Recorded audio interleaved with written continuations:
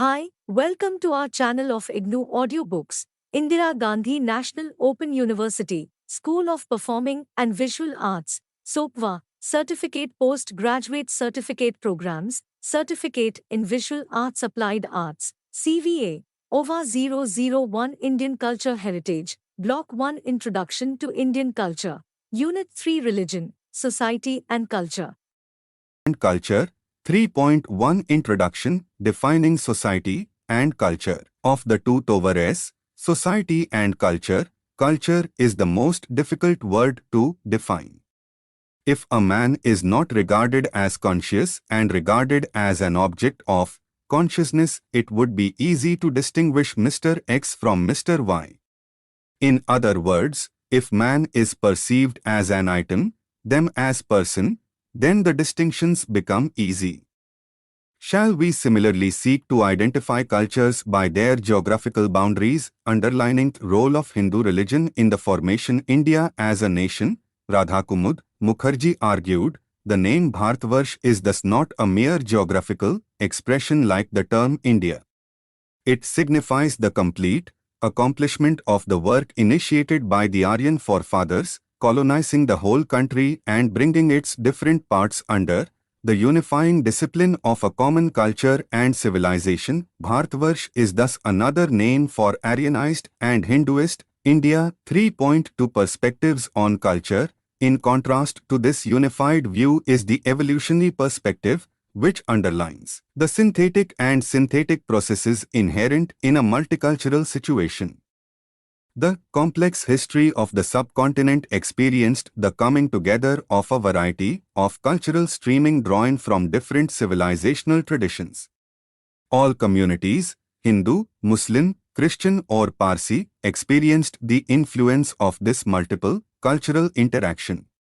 Tarachand, an advocate of the synthetic character of Indian culture, observed, the Indian culture embraces in its orbit beliefs, customs, rites, institutions, arts, religions and philosophies belonging to strata of society in various stages of development. The complexity of Indian life is ancient because from the dawn of history, India has been a melting place of conflicting civilizations. As a matter of fact, the process of its cultural development may be envisaged as the blending of intellectual, aristocratic, folk and foreign influences. 3.3 Cultural plurality. The cultural plurality is intelligible only in the context of relationship between religion and culture, which are interrelated but not synonymous in any society. There is no uniform religious culture in terms of Hindu, Muslim or Christian, but there is an uniformly shared culture throughout India. The different castes follow different patterns of rituals and customs. This is also true form of art. Almost each caste has different art forms, music, dance, theatre and so on. In fact, the plurality is also an expression of resistance against any kind of domination and exploitation. The forces of history which shaped the society did not transform into an ideal cultural melting point. The interaction of people with diverse cultural moorings and traditions influenced the society also. 3.4 Evolution of culture. Modern anthropologists, archaeologists and historians consider the birth of civilization as a technological and organizational achievement. The ancient myths of humankind remember the dawn of civilization as a fall of humankind from simplicity. Increasing greed of man put him into the need of food production. Hot chase of the pot belly began. Man moved from the order of the ritual to the order of machine and superhighway. Myth of the fall of man is not memory, but one of speculative imagination. The idea of progress also arose as a myth in the 18th century, long before the rise of archaeology as a science. In the Indian social tradition, these values were partially accepted. Nagara or urban came to be accepted as sophisticated in contrast to Gramya or rustic, while sabhya or courtly came to mean well-bred and polished. Seers and prophets of all ages and Indian history preferred rural surroundings and disapproved materialistic civilization. 3.5 Art and culture. According to ancient Indian tradition, the artist or seapen, sculptor, is the intermediary who transmitted the revelation of Vishwakarma, the artificer, divine, sculptor, to society.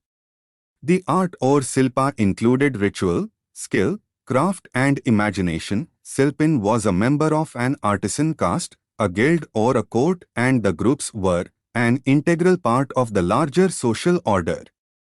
The relations between the silpin, the patron or yasmana, and society were sacrificial.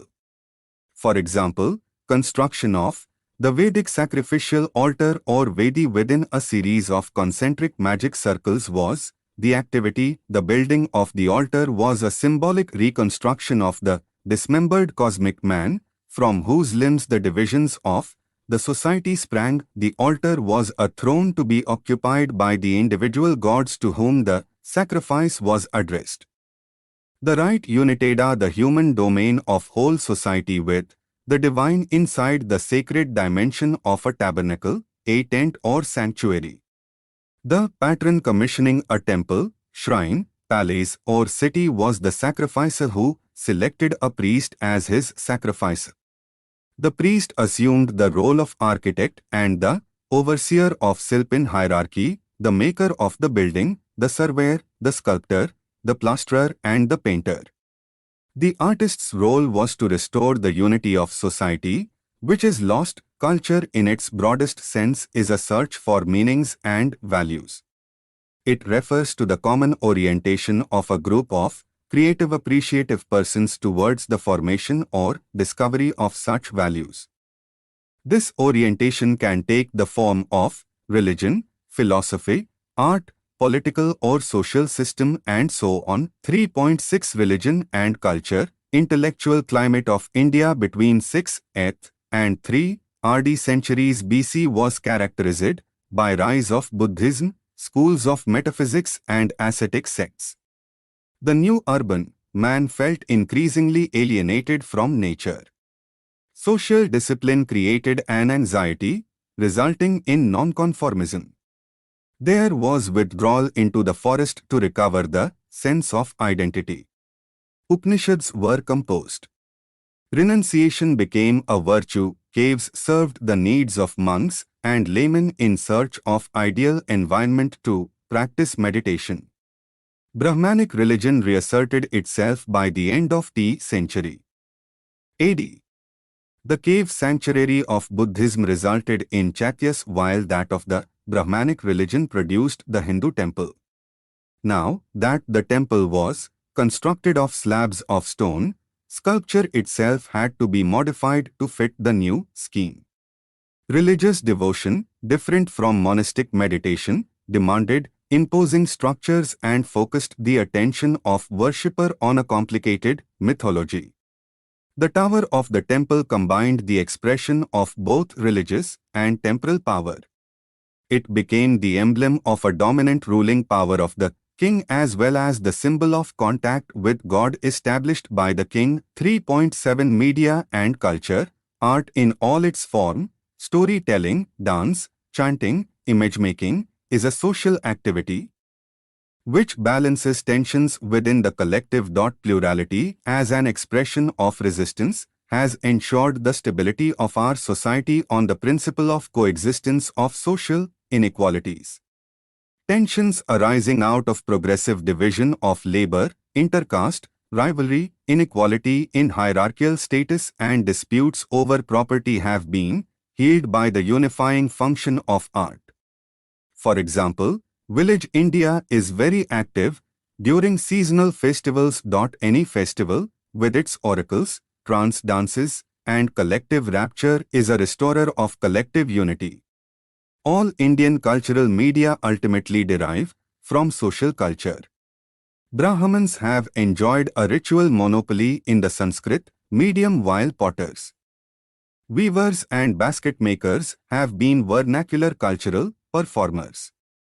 Drama and religious festivals at great temples were mixed media and drew from with classical and popular traditions.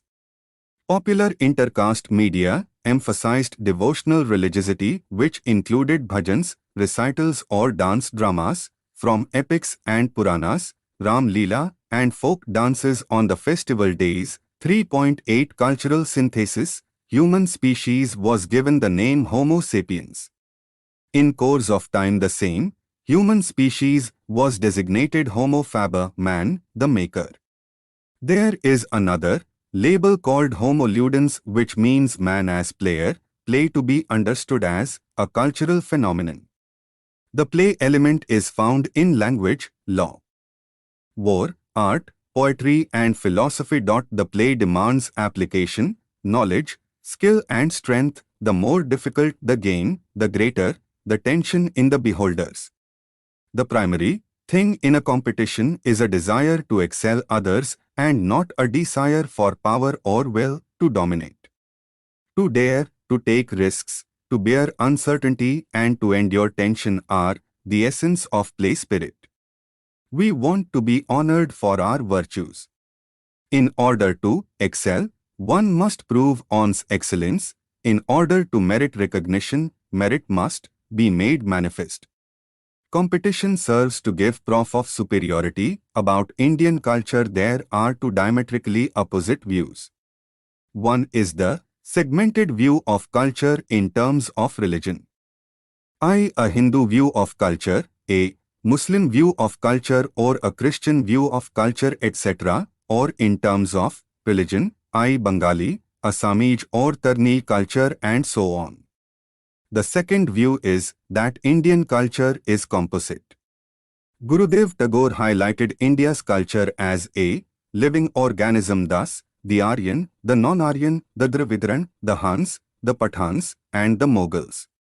They all have merged here into one body. We argue that culture is a thought process while civilization is conduct.